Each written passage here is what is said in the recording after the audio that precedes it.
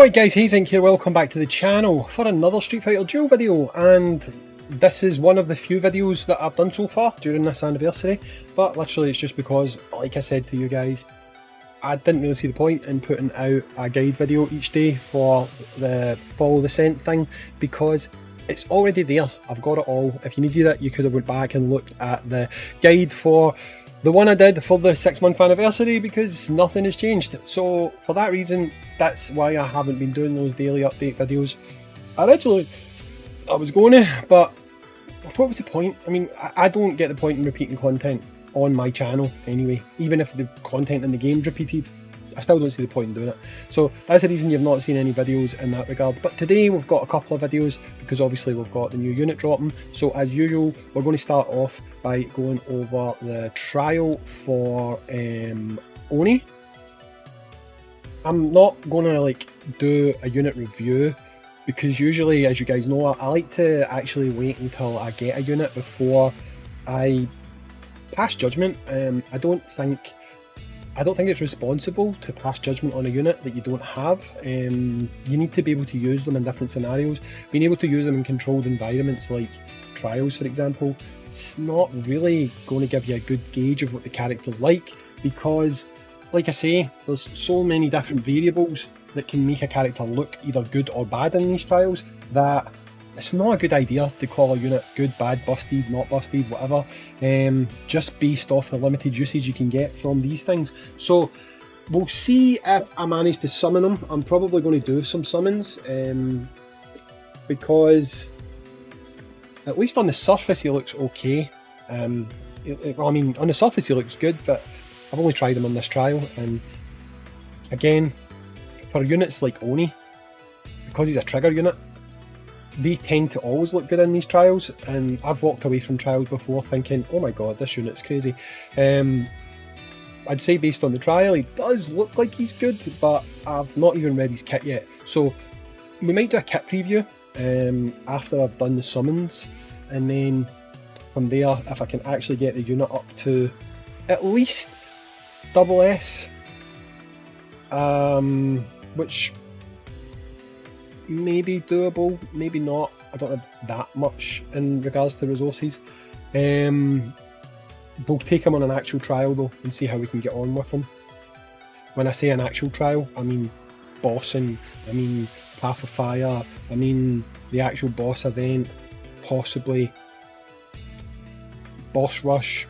That's the type of place where we can give him a real try, you know, put him with characters who maybe make him shine better. Again, he's got his limitations, being that he is a trigger unit. I used to love trigger units. Back in the MH10 heyday, I loved trigger units, but over time I've kind of stopped liking trigger units, because I feel they are maybe a little bit limiting when it comes to team building. Maybe that's just me, but I just find them to be a little bit limiting.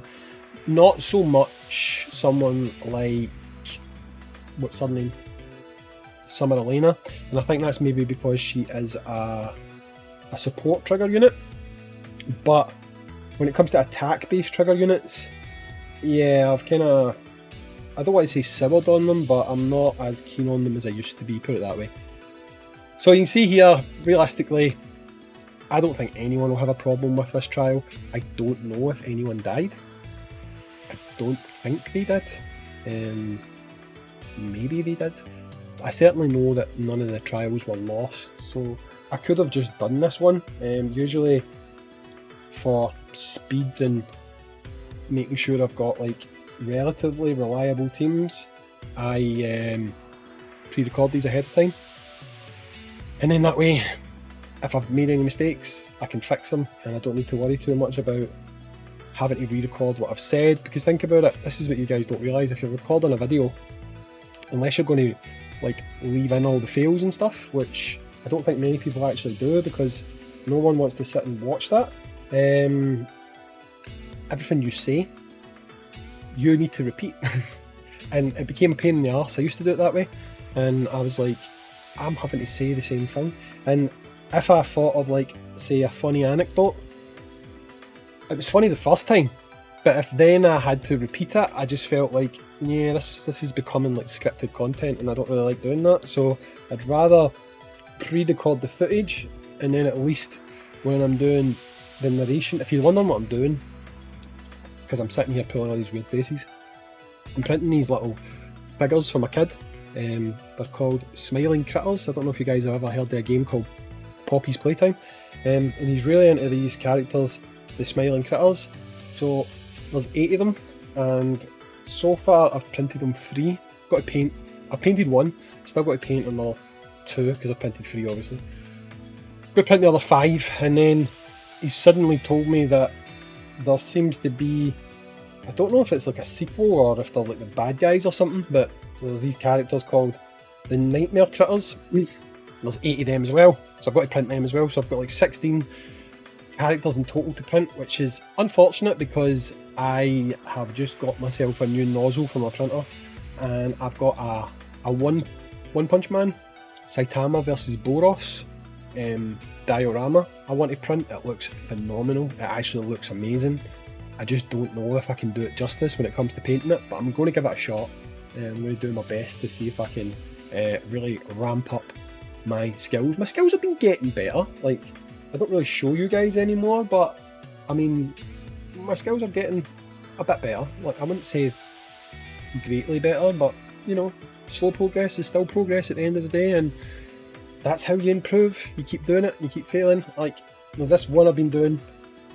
He's doing my head in because for some reason I decided to try and be really fancy and do like anime style colouring and shading and stuff, and I've really screwed it up, and I've been trying to fix it, and I've been going over it and going back and going over it and going back, but I'm doing this like God Goku. If I hold it up too close to the camera, you're not going to see it right, but I've just screwed up so much of it that I'm totally thinking about just like scrapping it and starting again. But like, his hair's too bright. I've tried to do like the whole anime style really light into really dark for like shadows and stuff, and it looks awful. Like, it looks terrible.